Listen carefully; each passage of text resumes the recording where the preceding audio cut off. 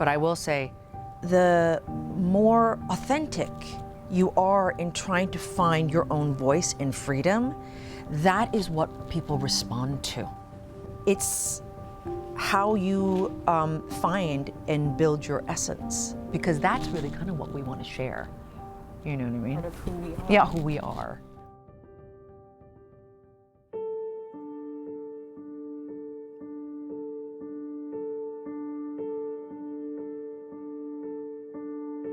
Growing up, I felt like I really had to whitewash myself, and I was ashamed of my identity as a Taiwanese, Chinese, American girl. I would wear double eyelid tape and wear Hollister and Abercrombie, and I refused to speak Chinese in public with my parents. I remember getting really mad at my mom at a grocery store and saying, "We're in America, why don't you speak English?" I feel really bad about that now. I just really, really wanted to fit in, so I tried to make myself as white as possible, and I was embarrassed of my heritage.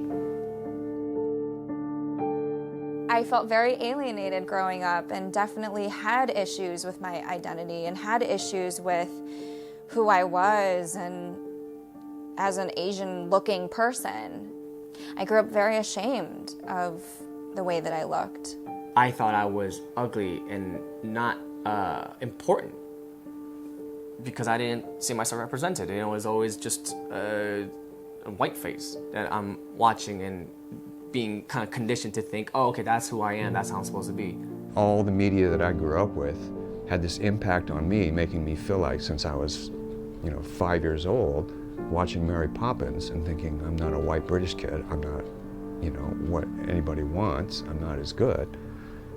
And as a little girl, I remember thinking that if I could make it to the Olympics and represent the United States of America as an Asian American, people would see that America wasn't just black or white, that we had some sort of visibility.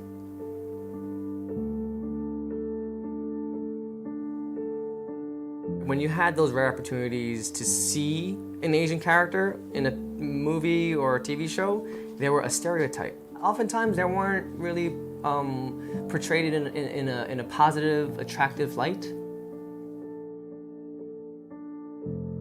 Masculinity had been stripped from a lot of Asian male roles, right?